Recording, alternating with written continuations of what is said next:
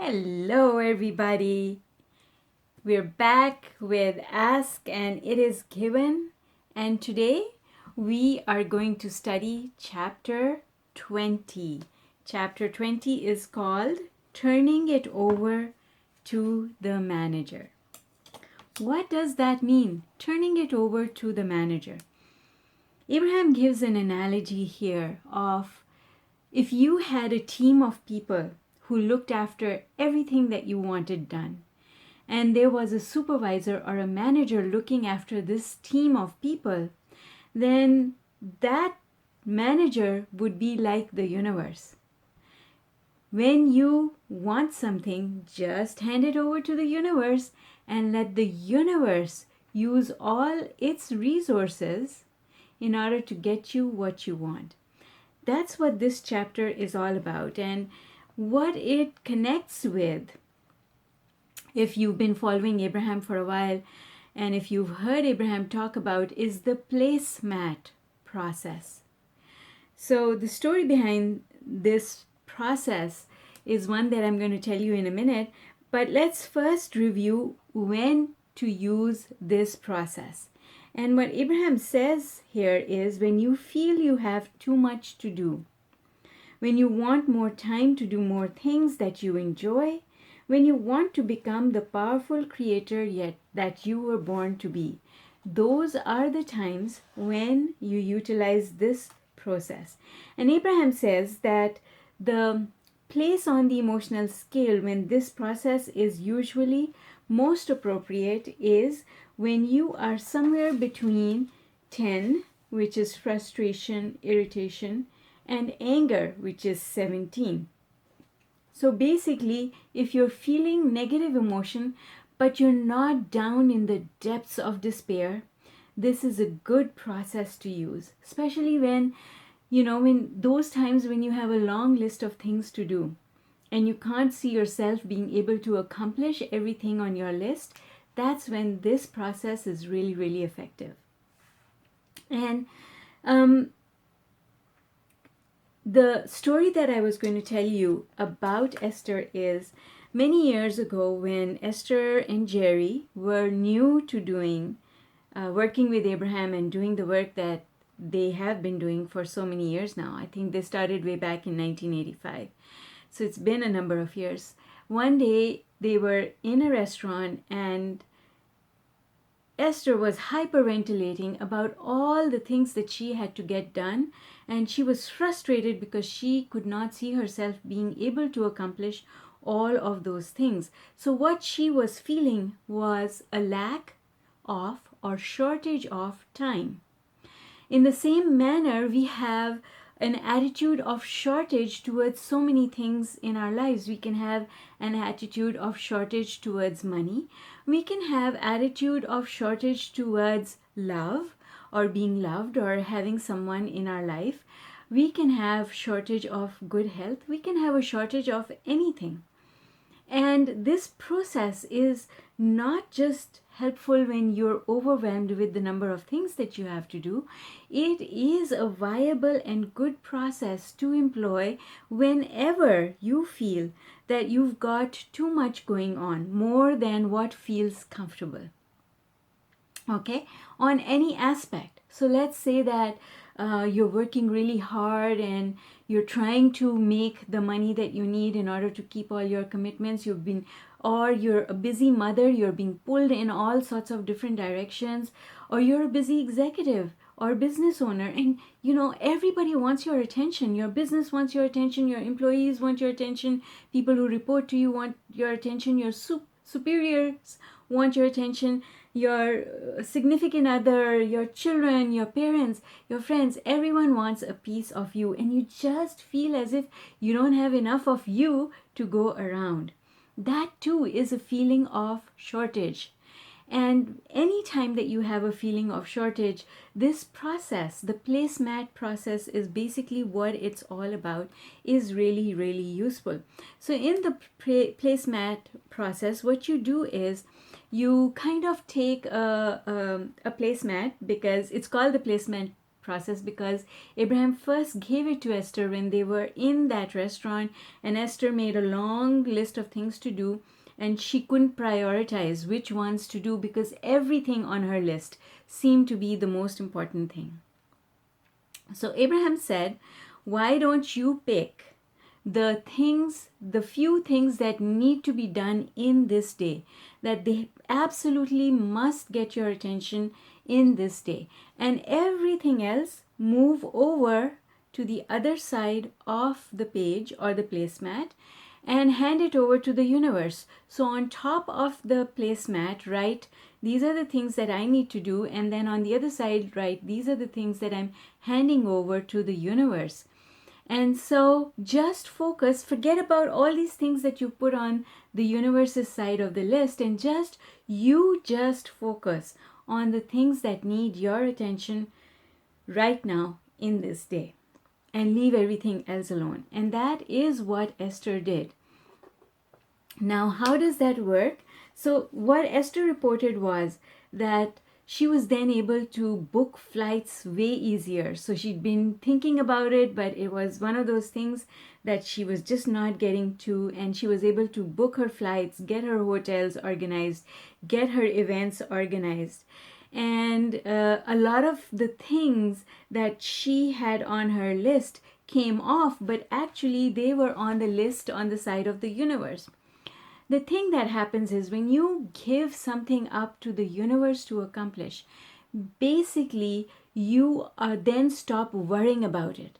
If you stop sending something or someone your negative energy, that opens the door for the universe to act on your behalf. So if you're not feeling well, if there's a sickness in your body, you don't have to start thinking positive thoughts about that situation. This is where a lot of people get law of attraction mixed up and wrong, because they think that what they need to do is to fix the way they think about the situation that needs their attention. But that's not the case. All you have to do is to stop sending that situation your negative energy. I'll give you an example. So at one point in time, I was talking to a lady who comes to my meditation group on a regular basis. And she said to me, my daughter is so sick and I worry about her. She was talking about what she wanted to accomplish, and she said, I worry about her. She's so sick and I want to know how to help her. And my answer to her was, if you are sending your vibration of worry to your daughter, she is picking it up with her antennas, because everyone has these antennas and we can all feel each other's energy.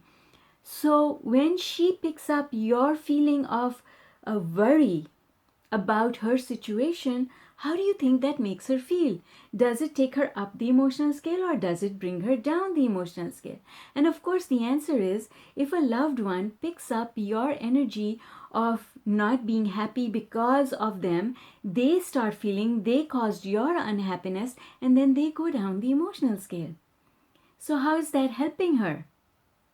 Your worry, your anxiety, your irritation, your anger does not help anyone, and it does not help you either, because it brings you down the emotional scale as well.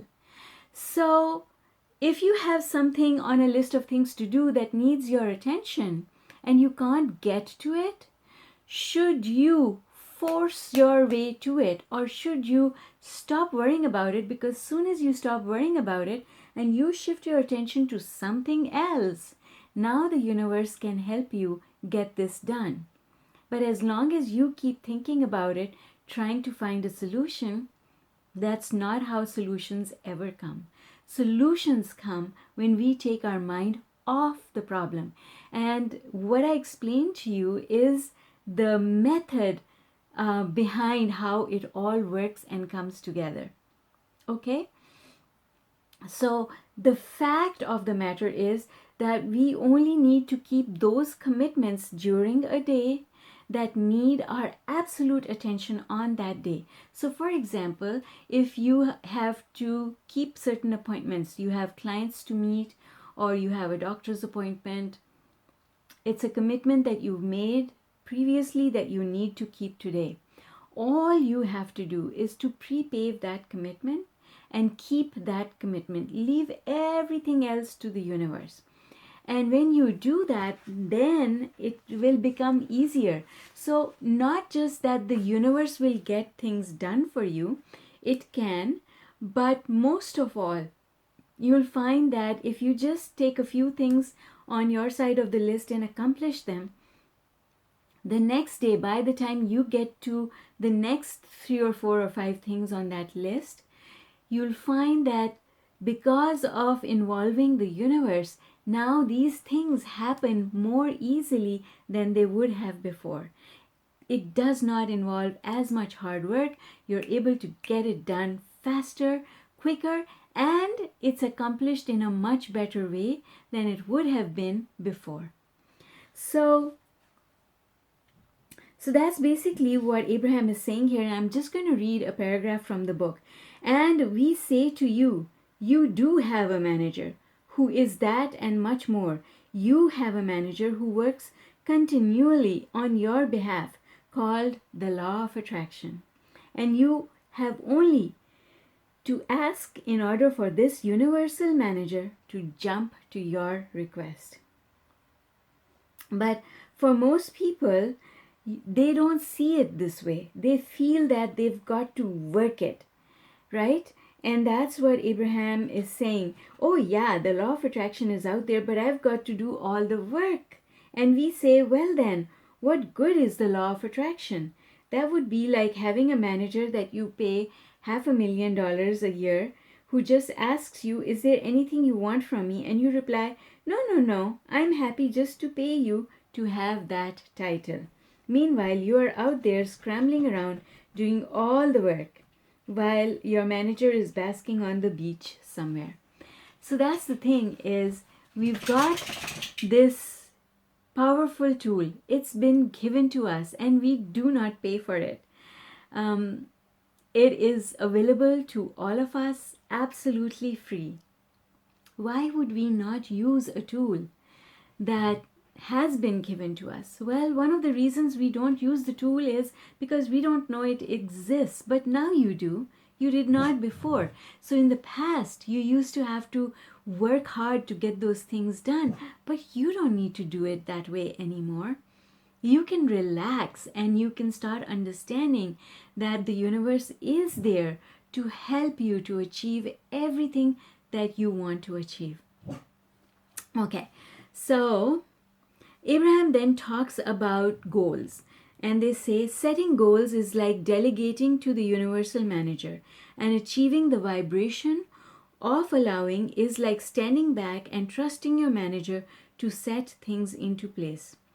Trusting that when something is required of you, your manager will bring your attention to it. In other words, when another decision is needed from you, you will be aware of it. So, what does it mean? All of it boils down to trust. Trusting the universe. Trusting the law of attraction and how it works. And I'll tell you something. For some people, it's really easy to make that jump of trusting overnight in 1 second. But for a lot of us, it takes time for us to figure out how the universe works and to start giving up control. Because I'll tell you something, it is all about control. This process, giving it to the manager or using the placemat process, is about giving up control. You see, we are taught in school, by our parents, by society in general, we are taught to pay attention and try and control the process. So we pay attention to all the nitty-gritty details of how something is going to happen. We try and figure it out to make it happen. And the philosophy of using the law of attraction is completely the opposite of that, in the sense that when you are consciously aware of the law of attraction and you start using it, it is all about giving it to the universe. When you give something to the universe, you can't be doing it yourself as well, because like Abraham said, that's like having an employee but doing the work yourself. What good is it for us to have an employee, to pay that employee, but then end up doing the work ourselves anyway? And you know what? I know people who hire someone to come into their house to clean the house, but they clean the house before this person comes in because they're afraid that this person is not going to do a good enough job. And that's exactly how we treat the law of attraction. That is exactly how we treat the universe. When we say, universe, I want $1 million, and then instead of letting the universe come up with the $1 million, we scramble. We look for work to do. We try and buy lottery tickets to win it. We try to get it done. And it is much harder. If we try to do these things, they are much harder for us because we do not have access to the resources that are available to the universe. So wouldn't you much rather give your task to someone who has access to more resources, who can pull more strings than you can? Wouldn't you much rather give your work to someone who is going to find it easy to do? Just imagine that you are, you work for someone and they give you a task that you absolutely don't know how to do. But you have access to a resource that you can just give this task to this resource and it can be done in no time at all. But you insist that you're not going to give it up to them. You're going to sit there, you're going to go through all the manuals, you're going to study all the manuals, you're going to figure out how to get this task done. Isn't that a much harder way to go about it? I know it feels that way, doesn't it? It feels easier to control the process. It feels easier that I'm going to do whatever it takes, whatever I can do in order to make this thing happen. And it's counterintuitive because that's not how the universe works. But in order for us to start trusting the universe and be able to give things up to the universe to look after for ourselves, it takes time. And I'll tell you something, you start with the small things. Keep the big things for yourself when you first start working with this process. Because the hardest thing for us to do is to give up something that is really, really important to us, give the control of that to someone else. Because we've got this thing that's been trained into us and we've accepted it to be true, that no one else can do your work as well as you can. No one else can care about what is important to you as much as you do. But here's the thing, guys. The universe cares about what you want more than you care about it. I remember listening to Abraham talking many years ago, and they were talking about how a mother or a parent feels proud and so happy when a child who's been wanting something gets that thing. Maybe it was to run a race, maybe it was to get a certain grade, maybe it was to land a certain job or a position in a university. That feeling of pride that you feel, where your heart is literally glowing with joy, that feeling that you feel, that is how the universe feels about us. That is how much the universe wants us to be able to accomplish and achieve all the things that we want to achieve. So if you think that there was a task that you would hand over to one of your parents because you absolutely trust that your parents care about you so much that they would undertake this task with more care than even you would, That's how you need to think about the universe. And I give you an example for myself that I relate to, and that is when I was a single parent bringing up my daughter. My parents lived in a city very far away from me. I would have to take a 2-hour flight to go and visit them.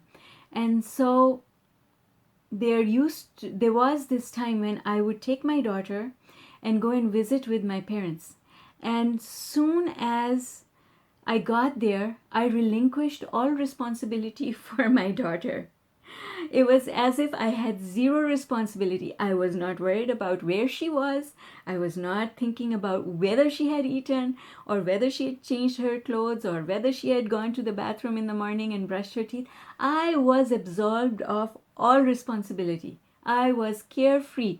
And I remember that I used to look forward to that because I felt so much freedom.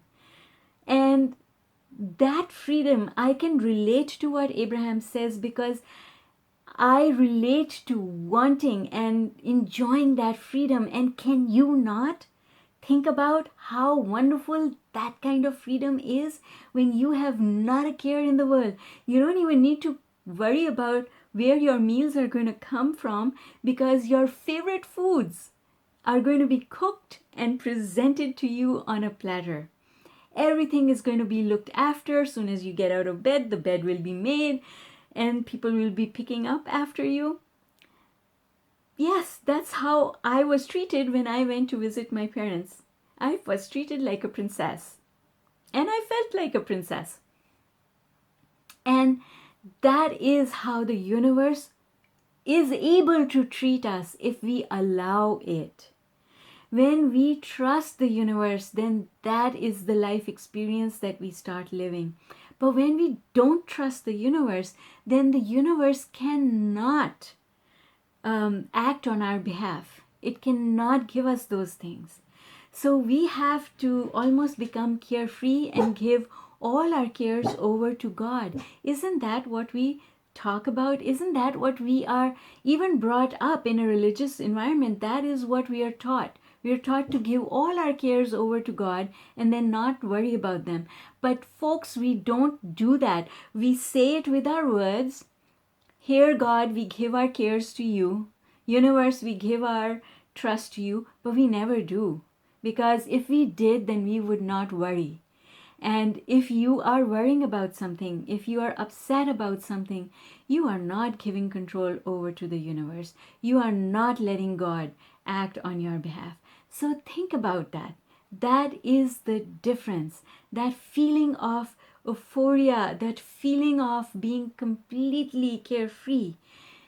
That's the feeling that when you feel it, now the universe can act on your behalf. Because the universe will never force us to give it control. We have to consciously give control. It's like going and signing a contract and saying a disclaimer, when you go somewhere and either you're participating in an activity or you're doing something where they ask you to sign a disclaimer. Well, we almost have to sign a disclaimer and give our day over to the universe to say, universe, you take care of all of these things that I've got to get going today. And that is why I think that the process of pre-paving our day is about giving control over to the universe, because we are asking the universe for help to help us to unfold the day with ease, to end the day feeling satisfied. And when we do that, we really do need to give up that feeling of control. And it comes with telling yourself that it's okay. It's okay for me not to worry about this. Because I tell you something, here's another thing that I've learned that society has taught us. Society has taught us that when we worry about something, that worry is a measure of how much we care about it. And I tell you, that is the worst possible connection that we could make between two things.